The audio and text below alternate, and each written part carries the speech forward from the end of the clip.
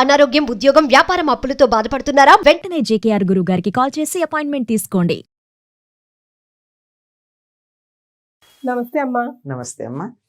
శ్రావణ మాసం వచ్చేసింది. అవునమ్మా. సో ముందుగా శ్రావణ మాసం అనగానే మేము దేవుడి గది ఎప్పుడు శుభ్రం చేసుకోవాలి, అమావాస్య ముందు రోజు చేసుకోవాలా చేసుకోకూడదా, ఇలాంటి డౌట్లన్నీ మనం ఒక వీడియో ద్వారా ఆల్రెడీ తెలియజేసేసాం. కాబట్టి శ్రావణ సోమవారాలని మేము ఎలా సద్వినియోగం చేసుకోవాలి? అమ్మ, విష్ణుమూర్తికి లక్ష్మీదేవితో పాటు ఈక్వల్ గా కార్తీక మాసం లాగా శ్రావణ మాసంలో కూడా శివయ్యకి పూజలు చేస్తారంట కదా? అవునమ్మా. కానీ మనకు చాలా మటుకు మనం ఎక్కువ శాతం లక్ష్మీదేవి గౌరీ మంగళి పూజలు ఇట్లాగా విష్ణుమూర్తి పూజలే అనుకుంటాం యాక్చువల్ గా. ఇప్పుడు గౌరీదేవి విష్ణువు అమ్మ కాదు కదా? కాదు, మరి మంగళగౌరి చేస్తాం కదా. మంగళగౌరి చేసినప్పుడు విష్ణువు ఎట్లా అయింది? ఆటోమేటిక్ గా శివయ్య వస్తాడంటారా? అంతే కదా. ఇప్పుడు ఎట్లాగంటే శ్రావణ మాసం అనగానే పూర్ణిమ నాడు శ్రవణ నక్షత్రం ప్రాధాన్యం కలిగిన నెల శ్రావణ మాసం. శ్రవణ నక్షత్రం ఎవరిది? వెంకటేశ్వర స్వామిది. ఆయనకి చాలా ప్రీతిపాత్రం. అంచేత వెంకన్నకి అంటే విష్ణుమూర్తితో పాటు ఆయన భార్య లక్ష్మీదేవికి ప్రీతిపాత్రం. భర్తకి ఇష్టమైనప్పుడు భార్యకి ఇష్టం కావడం సహజం. మరి ఇక్కడ ఆయన సోదరు ఉంది కదా, ఎవరు? పార్వతీదేవి. అయ్యగారి సోదరికి శివుడు, వెంకటేశ్వర స్వామికి సోదరే అవుతుంది కదా గౌరీ. అందుకని మంగళవారం అమ్మవారికి. మరి అమ్మవారిని పూజించడానికి ముందు ఎవరిని పూజించాలమ్మా? అయ్యవారిని వెల్కమ్ చేయాల్సిందే కదా. మనది కుటుంబ సంస్కృతి. ఒకళ్ళని పూజించి ఒకళ్ళని నిరసించటానికి నిరసించేటటువంటి పద్ధతి కాదు కనుక ముందు సోమవారం శివుణ్ణి పూజిస్తారు. అసలు సోమ అంటేనే ఉమతో కూడుకున్నవాడు. ఉమ అంటే పార్వతీదేవి. పార్వతీదేవితో కూడుకున్నటువంటి శివుడు అని అర్థం. సోమవారం శివుడికి ఎందుకు ఇష్టం? అందుకట. మామూలుగా మనం ఏమంటామంటే సోముడు అంటే చంద్రుడు అని కూడా అర్థం. సోమవారం అంటే చంద్ర సంబంధమైనది అని. ఎందుకంటే సూర్యోదయానికి చంద్రహోరే ఉంటుంది సోమవారం నాడు. అందువల్ల చంద్రుడినే పూజించటం, అదే చంద్రుడికే ప్రాధాన్యం ఇవ్వడం కనపడుతూ ఉంటుంది. కానీ దానితో పాటుగా చంద్రుడికి ఆ స్థితి రావడానికి కారణం ఎవరు? శివుడు. ఆయన శిరస్సును ధరించాకే వచ్చాడు, ఆ స్థితికి వచ్చాడు. లేకపోతే ఆయన రోజుకి కాస్త చొప్పున క్షీణించుకుపోతూ ఒక పక్షమంతా, ఆ తర్వాత నెమ్మదిగా పుంజుకుని పూర్ణ చంద్రుడు అవ్వడం, ఇవన్నీ ఉన్నాయి కదా. వీటి నుండి రక్షించటానికి శివుడు తన నెత్తిని ధరించిన తర్వాత ఇంకా ఎటువంటి దోషం చంద్రుడిలో లేకుండా అయిపోయింది. కనుక అటువంటి శివుడికి ప్రాధాన్యం ఉండేటటువంటి రోజు శ్రావణ సోమవారం. కొన్ని ప్రాంతాల్లో, ముఖ్యంగా ఈ తెలంగాణ ప్రాంతం అంతా శ్రావణ మాసం వచ్చిందంటే శివుడికి పూజలు చేస్తారమ్మా. మామూలుగా అన్ని రకాలుగా అన్ని పూజలు చేసినట్టే తెల్లవారుజామున లేవడం, అభ్యంగన స్నానాలు చేయడం, శివుడికి అభిషేకాలు చేయడం, ఒక్క పొద్దు ఉండడం, పగలంతా ఉపవాసం ఉంటారు. చీకటి పడిన తర్వాతే భోజనం చేయడం. ఇంటికి ఎవరైనా వస్తే తాంబూలం ఇస్తారు.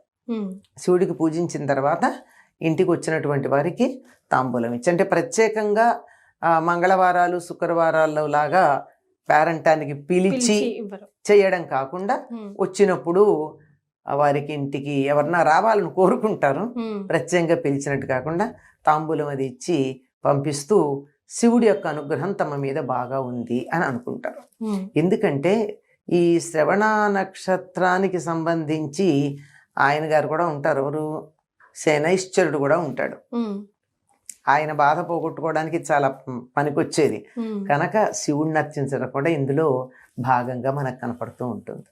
అమ్మ, మరి అభిషేక ప్రియుడు అంటుంటారు కదా, ఎలాంటి ద్రవ్యాలతో ముఖ్యంగా ఈ శ్రావణ సోమవారం అభిషేకం చేస్తే బాగుంటుందంటారు? ఎలాంటివి చెయ్యాలంటారు ముఖ్యంగా?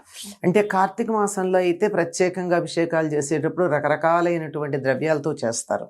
కానీ మామూలుగా నిత్యం ఇంట్లో చేసేప్పుడు ఏం చేస్తామమ్మా? నిత్యం అభిషేకం చేసుకునే వాళ్ళం మామూలుగా నీళ్లతో చేస్తాం.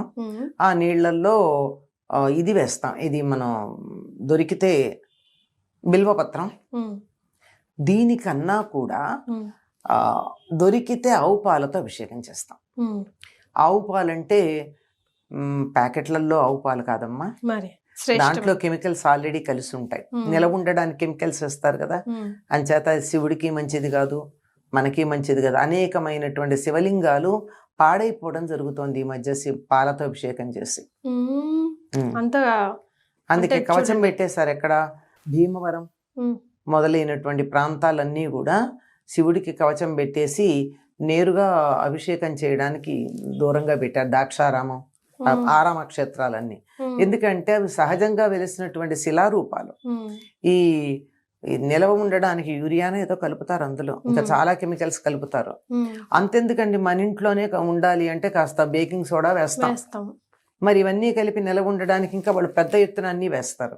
ఇవన్నీ వేసి తయారైనటువంటి ఆ పాలు గనక స్వామి నెత్తిన పూసినట్టయితే అవసరం ఆయనకి? మళ్ళీ తీర్థ రూపంలో మనమే కదా పుచ్చుకుంటాం.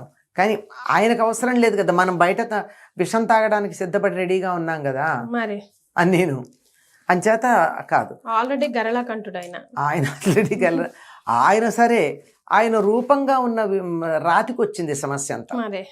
చాలా ఆలయాల్లో ఈ మధ్య కాలంలో పాలాభిషేకాలు తగ్గించేశారు. వాళ్ళు ప్రత్యేకంగా దేశీ ఆవు పాలతో వాళ్ళు అభిషేకం చేయడమే తప్ప మనం తీసుకెళ్లిన పాలతో చేయట్లేదు చాలా ఆలయాలు. కనుక దొరికితే దేశీ ఆవు పాలతో అభిషేకం చేయడం చాలా ఉత్తమం అమ్మ, చాలా ప్రధానం. మిగిలినవన్నీ అప్రధానం. ఇంకా అదే ఇంట్లో పాడి ఉండి ఆ పాలు ఇంట్లో ఉండేటటువంటి వాళ్ళు పాలు తోడుపెట్టి పెరుగు ఉంటుంది, ఆవు పెరుగు పంచామృతం. అతడే అది ఆ పెరుగు తోడుపెట్టిన తర్వాత మేగడతో వచ్చే దాన్ని వెన్న చేసి తయారు చేసిన నెయ్యి, ఆ తర్వాత ఫలోదకంగాని అంటే కొబ్బరి నీళ్లు కానీ లేకపోతే తేనె తప్పనిసరిగా వాడతారు. తేనె కానీ చక్కెర కానీ, వీటన్నిటినీ పంచామృతాలని చెప్తాం. పాలు, పెరుగు, నెయ్యి, తేనె, చక్కెర లేక ఫలోదకం, ఇవి కలిపితే దాన్ని ఏమంటారంటే పంచామృతాలు అంటారు. వీటిని శివుడికి ఇవ్వడం నిత్యకృత్యంగా కూడా ఇంట్లో చేసేవాళ్ళు చాలా మంది ఉన్నారు. అంచేత ఇవి తప్పనిసరిగా నిత్యకృత్యంగా చేయలేకపోయినా కనీసం శ్రావణ సోమవారాల్లో అయినా ఆయనకు అభిషేకం చేసేటప్పుడు వీటిని జాగ్రత్తగా తిండి. ప్యాకెట్ పాలు కాకుండా మంచి పాలు దొరికితే పాలతో అభిషేకం చేయండి. లేకపోతే మనం అన్నిటికీ అక్షతలు వేస్తూ ఉంటాం కదా. వస్త్రార్థం అక్షతాన్ని సమర్పయామి, ఆభరణార్థం అక్షతాన్ని సమర్పయామి అన్నట్టు పంచ అమృతార్థం అక్షతలు కాదు, నీరు. అమ్మా, తులసి దళం ఎందుకమ్మా శివయ్యకు పడదు? శివయ్యకు పడదని ఏం లేదమ్మా, ప్రధానం ఏం లేదు. ఒక్క వినాయకుడికి పడదు, వినాయకుడికి ఒక్కడికే. మిగిలిన అందరికీ అంత ప్రధానం కాదంతే. అంతకన్నా పడదు అని ఏం లేదు, ప్రత్యేకం కాదు ఆయనకి. దాని బదులు పంచతులసిల్లో ఒకటి ఉంటుంది కదా, రుద్రజడ అంటాం, అది వాడతాంగా. కృష్ణ తులసి, రామ తులసి, అవి లక్ష్మీ తులసి కాకుండా 5 రకాల తులసులు ఉంటాయి కదమ్మా, అందులో రుద్రజడ ఒకటి. అది సాధారణంగా సబ్జా గింజలు వస్తాయమ్మా దాని నుంచి, అదే రుద్రజడ అంటే, అది వాడతాం. ఇది కూడా వాడకూడదని ఎక్కడ లేదమ్మా, వాడరంతే. అక్కడ ప్రధానంగానే ఇక్కడ వాడరు, నాకు తెలిసి వాడకూడదని ఎక్కడా లేదు. ఒక్క వినాయకుడికి మాత్రం వాడరు అంతే. చాలా సంతోషం అమ్మా, ధన్యవాదాలు.